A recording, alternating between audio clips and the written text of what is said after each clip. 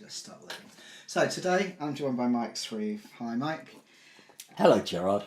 You're a Tai Chi instructor, which is the reason for this interview, to kind of talk about Tai Chi for people who may not know anything about it, essentially. And as part of my ongoing mindfulness interview series, I'm quite curious about how all that would fit in with Tai Chi as well. But firstly, you've got an overview of Tai Chi that you're going to... Yes, I have. Okay. Yeah. Okay, hello, Gerard. Thank you very much for having me here, first of all. Oh, you're welcome. Pleasure. I've been thinking about what you said. We've had a little chat already, and you've been talking about you really want this to be easily understandable to the layman without any mystical or cosmic terms. I've got my thinking head on that, and I've got a few notes here. So in theory, I'm going to take the listener through a very simple overview of Tai Chi, what's involved, and the health benefits. Most people have probably seen someone doing something that looks like a slow motion martial art in a park somewhere. In some cases, they're not nutters. They're actually someone doing Tai Chi. It's something that's come down to us from ancient China, and as you've probably guessed, it's evolved from martial arts. There's a meditation aspect, and some of the movements have even come from the ancient Taoist sages observing the movements of animals. The insight that they had was that the integrity of the body posture and movement needed to defend yourself effectively also led to improved health of the body. If you see someone doing Tai Chi, or if you come to my class, what you'll mainly be learning is called the Tai Chi form. What the form is, it's a choreographed routine where, in this particular case, about 37 postures are joined together one after the other, and it's in a slow moving sort of dance. As most of us are aware these days, health is quite a holistic thing, i.e. the mind, the emotions and the body all affect each other and interact with each other. And there's a famous song from the 70s by Funkadelic, and it was called Free Your Mind and Your Ass Will Follow, okay? What we're doing in Tai Chi is we're approaching it from the other end, i.e. we're freeing our ass and to let the mind follow. We're learning to relax, we're freeing the body from tension, and the result will be a calmer, balanced, freer mental and emotional life, okay? Right. So, you look at Tai Chi in a couple of levels. The most very basic level is it's a very gentle exercise. You're strengthening the legs, and through the continued slow rotation of the limbs and the waist, improved blood and lymph circulation is achieved or stimulated. It works on your posture, and better posture might not seem like much, but a better posture leads to a more balanced psychology. What we're hoping is that what a person learns in Tai Chi and what will spill out into their everyday life is that of being alert, focused, relaxed, claiming your own space in a non-aggressive manner. Right. If we look at a slightly deeper level, something else that I guess science has been realizing as well is that emotional hurts and repressed feelings can be stored in the body, even ones from birth. And if these aren't actually let out, I mean, that can lead to ill health. The biggies are obviously things like guilt, regret, anger, and grief, and so on. These can be quite damaging. Okay, the postures of Tai Chi give us a kind of mirror through which we can recognize where our tensions are and generally start to release them. It's like peeling away the layers of an onion. You start on the day-to-day ones. You might have, you might turn up to class and your shoulders have been raised up half an inch because you've been driving in heavy traffic, your partner's shouted at you, blah, blah, blah, you're going to be late for work, all these things. That's just a day-to-day thing. But we tend to hang on to a lot of these patterns, and when they become entrenched, you've got reduced circulation. So, and it takes a lot of energy to hold things in unnatural places as well. So once you restore a freer movement, you've got freer circulation. It just frees everything up, really. And the result, hopefully, is increased years on your life. Okay, that's really interesting. Could you tell us a little bit about how you came to Tai Chi and what attracted you, and what your story is? Yeah, excellent. We're going back to the mid-90s now. I was unemployed at the time, and I just saw an advert saying there was classes at the local unemployed centre. I went along with a friend, and I guess at some level, I probably knew that actually I was quite emotionally repressed, and I think even the way I walked at the time was a bit like a stiffly wired puppet, Right. just to some degree. And because I'd grown up watching, well, things like Bruce Lee on telly and obviously David Carradine in the Kung Fu series, immediately the idea of a Tai Chi led into that idea of me becoming this very wise, mysterious, mystical dude that was at one with nature and himself. And should anyone come and attack me, I'll just dispatch them with an effortless couple of moves and then continue on my life of flute playing and interaction with nature. That was the idea. Yeah. To some degree. I think it's quite hard to say what something's actually given you, because as soon as you make an improvement, you're immediately so used to that it's hard to imagine what you were like before. But if I look back, it's Tai Chi and a number of other things I've done have really helped make me a lot more saner, balanced person with a lot more movement. So you went to these classes. Was there any sense of trepidation when you went the first time? Because I get the feeling I would be unsure of what to expect, what the people would be like, what the kind of social aspect would be like. Oh, I guess so. I think because it was at the unemployed centre, I wasn't, I didn't feel like it was going to be anything too difficult, or it was going to at least be like-minded people doing it. And I think that was an easy way in for me. But I mean, even now, the worst that's going to happen is that you'll see an advert in your local corner shop or a magazine, and it'll say Tai Chi class, free first lesson, or however much it is for a short course, and you just pay your money, take your choice, go along, check it out. I'm sure mainly people are going to be friendly, and I think if you're going on to kickboxing, you might be a bit more concerned about whether you're going to get home in one piece. But I wasn't very athletic at the time, so I didn't even fancy my chances with judo or aikido. I didn't want to be sort of thrown down on a mat by someone quite burly, and I just knew that this was going to be something kind of cool and zen and would improve my health at the same time. So yeah. As a beginner, what was your first experience of it? What do you do, on a kind of practical level? Well, you'll be shown a few postures. You'll basically be shown a few sort of postures. You start learning how those flow from one to the next posture. You just follow what the teacher says. There's Qigong exercises as well, which is another aspect of it.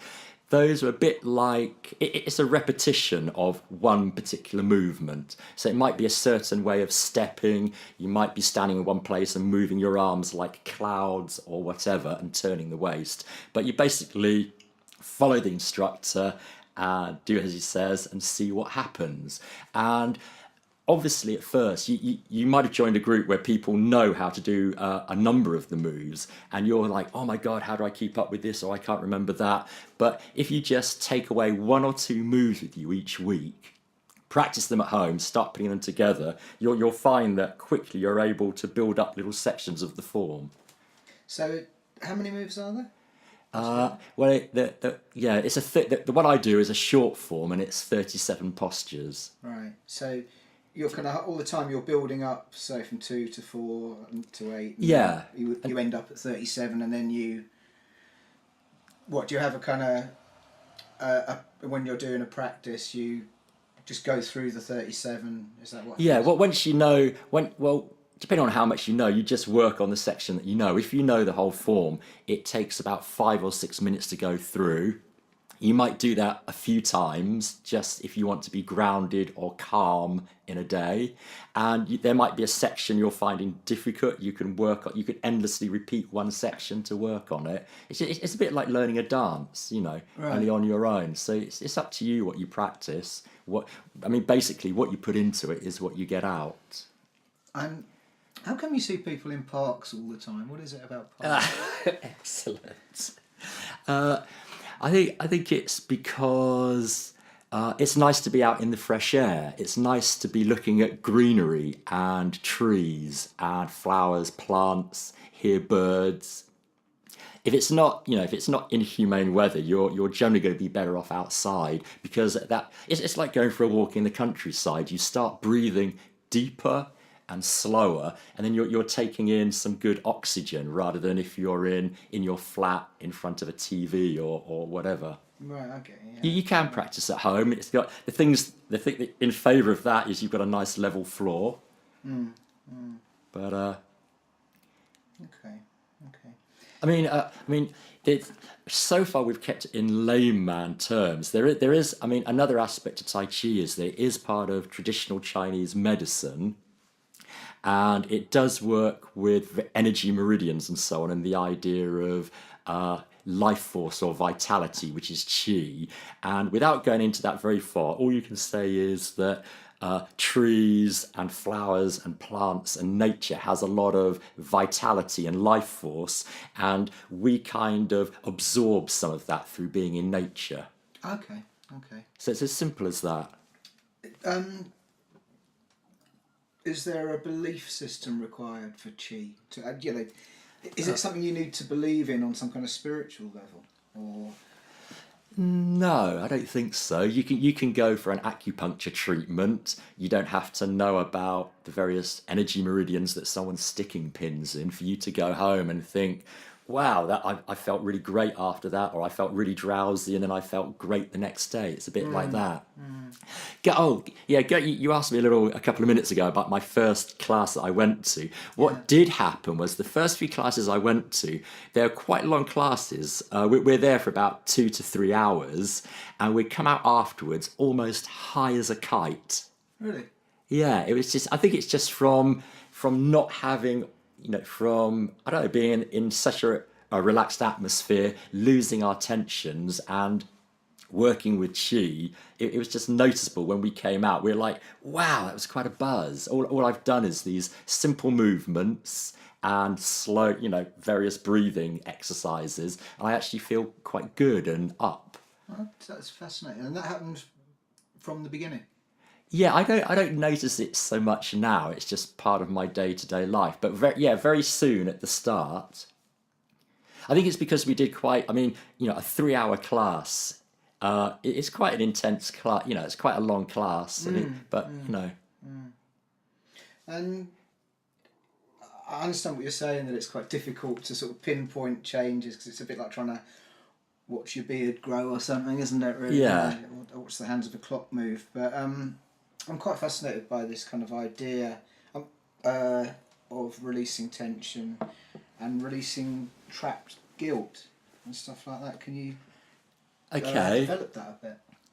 Yeah, it's not been specific for me. It's not like I do a certain exercise. I go, whoa, that's some guilt coming out, or that's some sorrow from when I didn't have a lollipop when I was 5, or someone died. I know I'm being flippant, but there's all sorts of at various different ages. There's all sorts of things that you might quash down a feeling and it gets lodged somewhere. I'm not that technical. I don't know where they get stored. I just know that sometimes if I've done a lot of Tai Chi, a little bit afterwards, I might notice that some anger's come up or some other emotion, and I have to kind of sit with that for a while, or go and do some physical exercise or whatever and let it out. And a bit later on, maybe that will change to a feeling of mournfulness or sorrow might come up, and then that goes.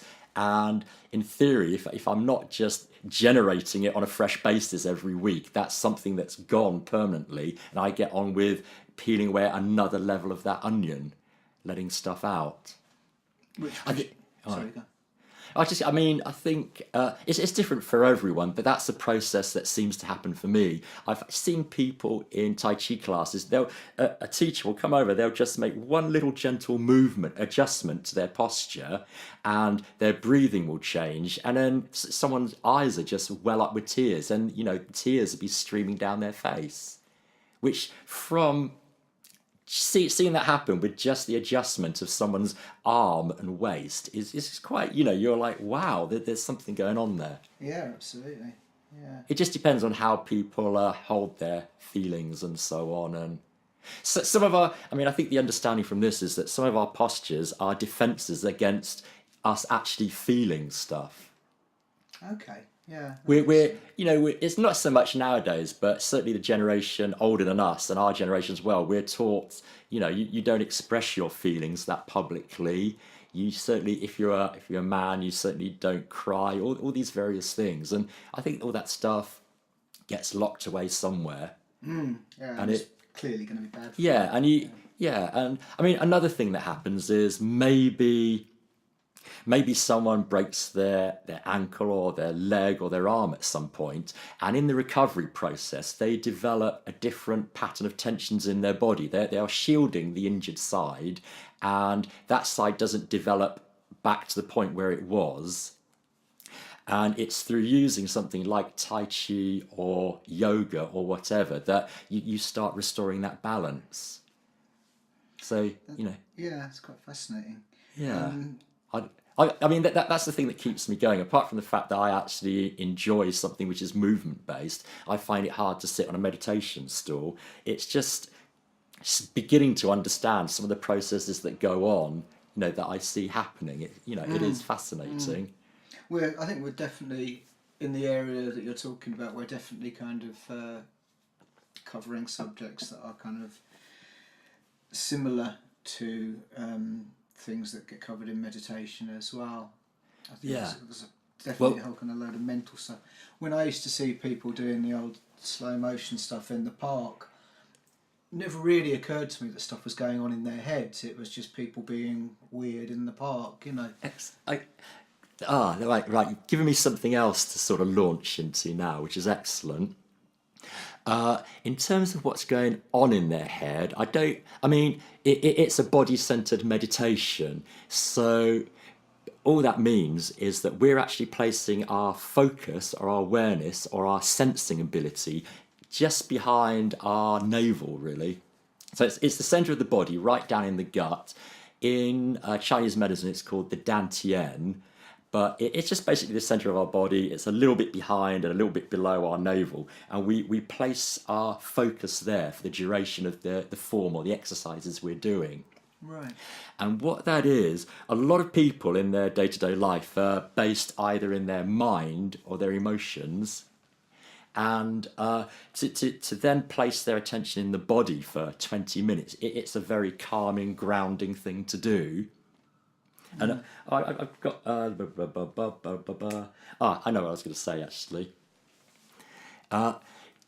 It's quietening for the mind as well. So instead of being up in your head talking to yourself about this and that and this is later or these feelings, you're very centered in the body, and that provides a quiet space in which healing can occur, and you can escape the mind. The mind will basically use up a lot of our energy and just fritter it away. And I think when you place yourself in the body, that's not happening. And the nicest thing for me, and this is what I've been getting my class to do recently, is that we're standing in a very basic Qigong posture called tree position. And all that is feet parallel about the width of our shoulders, knees a little bit bent, back straight, arms a little bit out to the side, palms parallel with the ground. And we stand there, we'll do a quick check through the body, looking for areas of tension, like, how is my scalp tense? Am I clamping my jaw? What are my shoulders doing? Can I let my hands feel a bit heavier? Am I feeling the ground through my feet? And once you've done that, you'll notice immediately that your breathing deepens and slows down. And then I get the whole class to place their attention in the dantian area, and while we stand there doing our best to be present.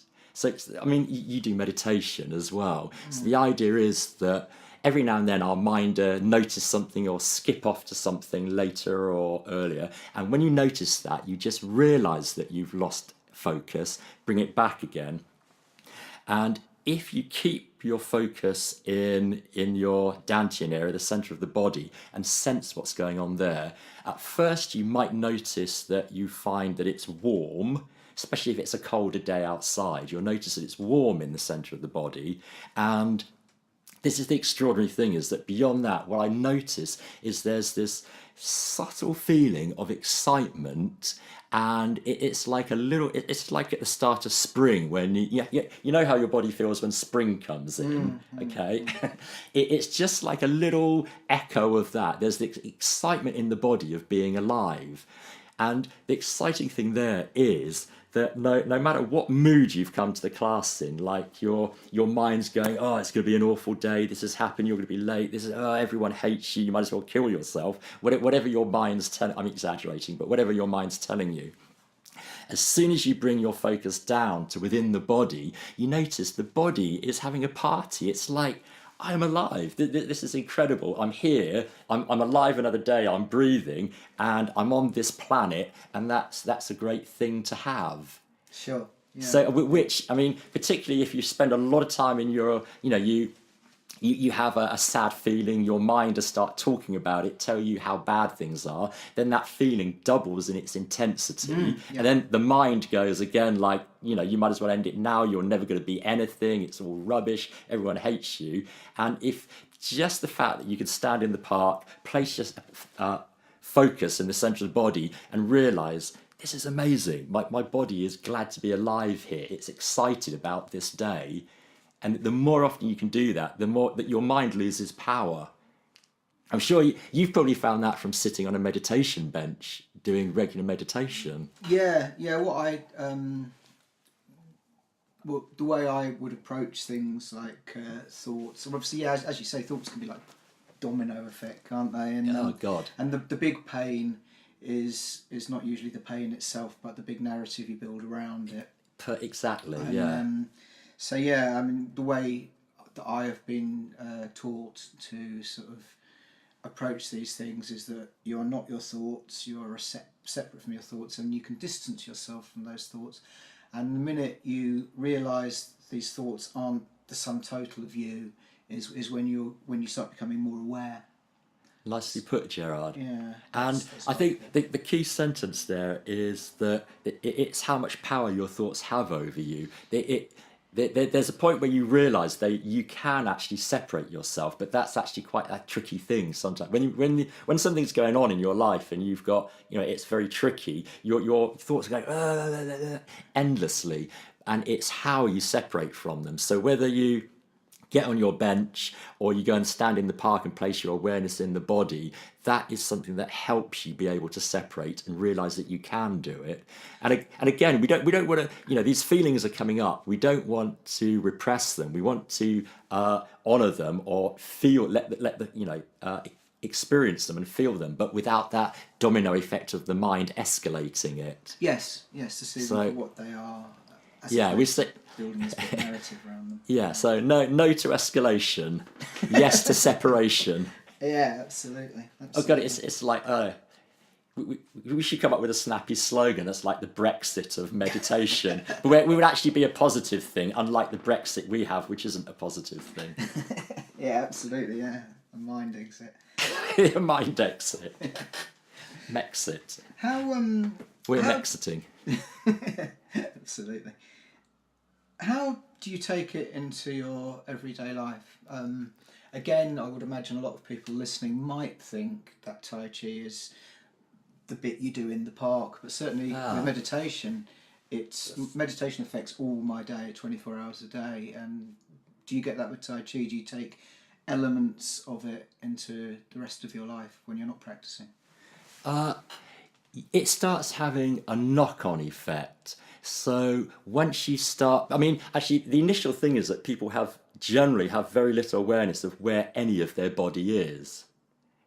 it varies. You know, people are either emotional, mental, or body sensing types. So a good percentage of the population won't really know where their arms and legs are at any point unless they particularly think about them. So from having an awareness of the body and noticing where your tensions are, if you're driving, you're walking down the road, you can sort of think, oh, hang on, I'm holding my shoulders up. Why am I doing that? I can let that down. I can notice where my breathing is. I can breathe a bit better. I can be more centered in my body. I can feel my feet in the shoes as they walk along. I think there's a certain amount of philosophy that goes with it as well, which is stuff like living in harmony with the universe, doing what needs to be done as opposed to working our own will, doing things in an effortless manner, being yielding, being in the moment, gentleness, all these sort of qualities. We can.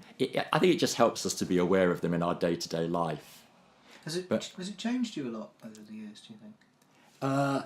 Yes, it has. But there's one thing I will say.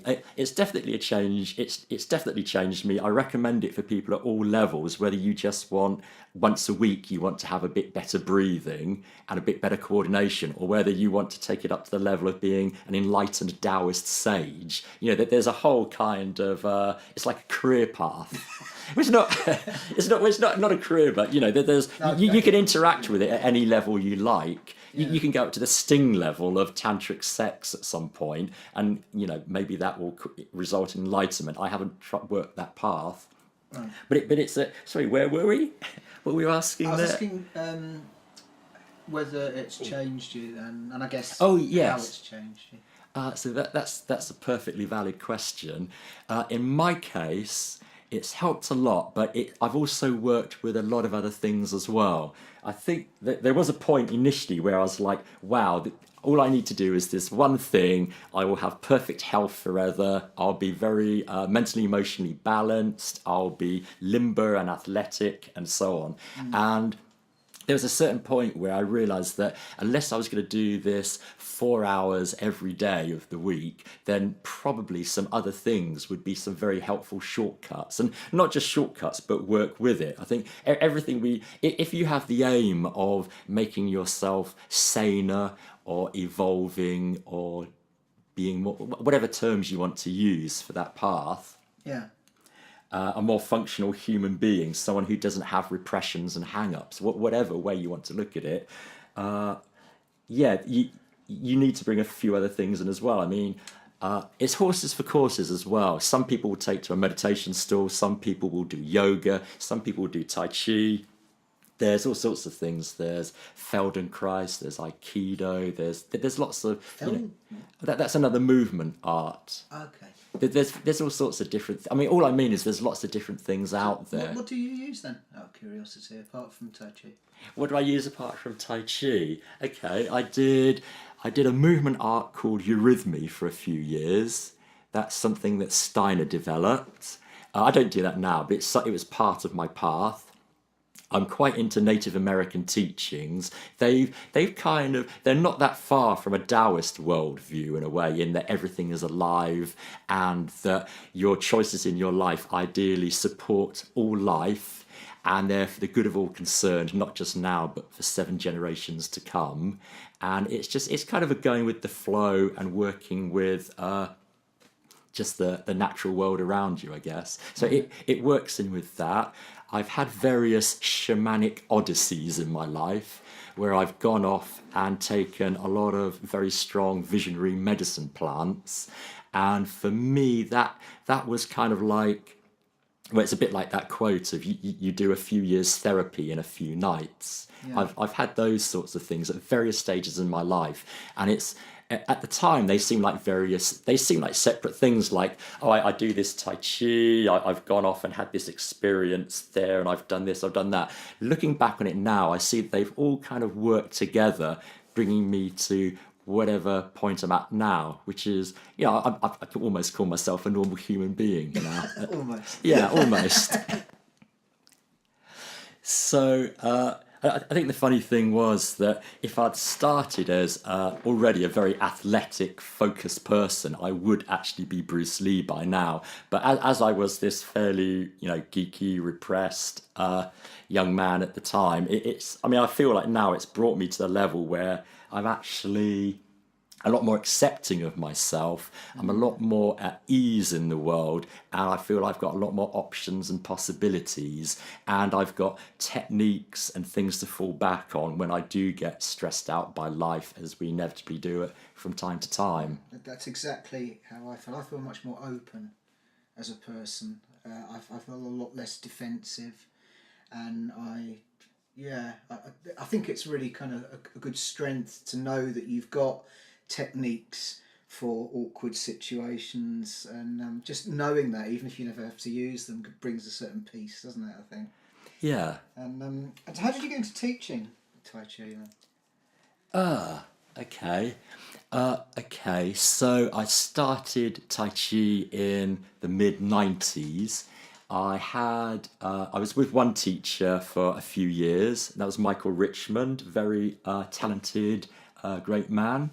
And he took off traveling, and at that point there's a class of us without a teacher, and we were looking around for someone to take us on. And just that week, an advert appeared in the local paper for an American guy who'd come over here from New York, and he was a Tai Chi teacher. So we basically phoned him up and said, look, you've got a class here. We're going to give you an audition to be our teacher. And we were very impressed with him. And he'd actually trained with the Chinese man whose form I do. He's called Chen Manqing, or the Professor Chen Manqing. So that was an amazing thing. He'd trained in New York with this guy in the 70s, and that's the form we learnt. And we were with him for a few years, and I did a class which was the teacher training class. So at a point where a few of us had done the form seemingly competently for a few years, he said, right, we're doing this other class now. You pay this bit extra and you can train to become teachers. Right. And I think then it's quite a long story, but actually John Eastman developed cancer at that point, and this is an interesting story in itself. And he then kind of withdrew from the Tai Chi realm and for a little bit, and actually went back to America at that point. And it lapsed. I mean, I carried on at home, and it lapsed for me. I tried a few other things out. I did a movement art called Eurythmy, which came from the Steiner guy who did the Steiner schools. I tried that for a while, and this must have been about 6 years ago, so ago. And I thought, you know what, I just had this very strong urge that I had to resurrect my Tai Chi, get it back together. And for me, I mean, that took me a few months in a way, because I hadn't remembered it all that well. And it's almost like I had to sneak up on it, because my body clearly could remember the moves. It was just my mind that didn't. So I'd just start doing the form, do my best not to be thinking, and find that I'd got halfway through. And then the next time I'd got a bit further through. And I kind of, over a period of a couple of months, I resurrected the whole Tai Chi form for myself and went back to studying it. And then it was like this urge, like, well, you've got this thing that you enjoy. The next stage is surely to go and see if it's worth anything by teaching it to people. Right. And part of the thing for me is, well, actually, I mean, for everyone doing Tai Chi, there's a lot of different styles. There's Wu style, there's Bagua, there's X, Y, and Z styles, and a lot of it is about the lineage. So that the closer you can trace your line to whoever originated that style is obviously worth something. If you're the student of the student of the student of the student, you're probably having some sort of watered down gruel by that point. It's like the soup of the soup of the soup. But if your teacher was there right at the start where they were cutting the vegetables, then you've got this more potent thing. And it might sound a bit odd. I almost felt like, well, I'm just. My teacher was trained by the man whose form we actually do. He's one of the world famous people who's led to a lot of schools teaching it in that style. I thought, well, I've got this link with that. I just felt like it would be a good thing to continue that. And do you need a teacher then?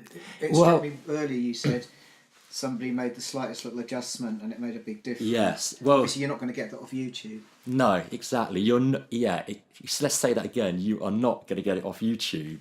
There's videos on YouTube which are a big help, but you pretty much do need to go to a teacher. And I mean, in a way, I mean, I don't feel as if I'm as competent as I could be. I feel that my ability is not half right. You know, it's a ridiculous fraction of the teachers that I went to, but I do my best with it. And at a certain level, it can be self-correcting. Once you've got enough knowledge of it, you'll start to notice when something doesn't feel right, it doesn't look right, blah blah blah. So technically, I think some people might say, well, dude, you need to get yourself back to someone who's in contact with that line and have a refresher course. And I'm actually thinking of that at the moment. I've noticed there's a school in London which have a direct line to a professor in New York. And I'm going to actually go up and see them soon and just check that I'm doing, you know, as the book says I should be doing. Right. But yeah, so you can get some help from YouTube. I put a couple of videos up there myself, but you do need to go to a teacher because a teacher can see what you're doing that might need correction instantly, and it might just be a few degrees, it might be a twist of the waist or something, but then that posture will suddenly mean a lot more than what you thought it was doing beforehand. So if people want to if people have listened to this and think, yeah, I'd give that a go, what would you suggest the best way would be to take it forward, to find out where a teacher would be or whatever? Is there an organisation or something?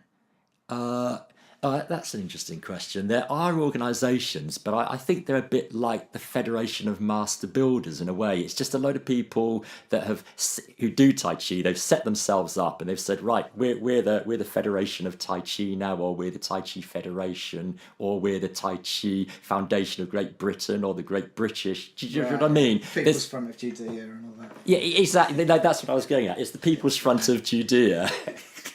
But I mean, I think they've obviously got a lot of integrity, but it's a load of geezers that do Tai Chi. They've set themselves up and they said, right, we're quite good at this. Everyone can come to us. They pay us a certain amount. We check them out, and then at least the rest of the world knows they're our standard.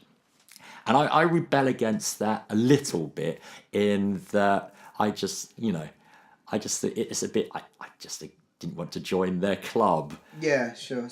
But yes, I mean, your question was actually a good one. It's how does someone find out a good Tai Chi teacher? I think you're basically going to have to look at your local magazines. If you're somewhere like Brighton, there's a lot of choice. You can go to a natural health centre, see what they've got. And you really just have to get into a class and see if you respond to the teacher, see if they've got something from it that is something that you would want to have. Okay. And I find I've tried a lot of different therapies and things over the years. It's an interest of mine as well as being a hypochondriac.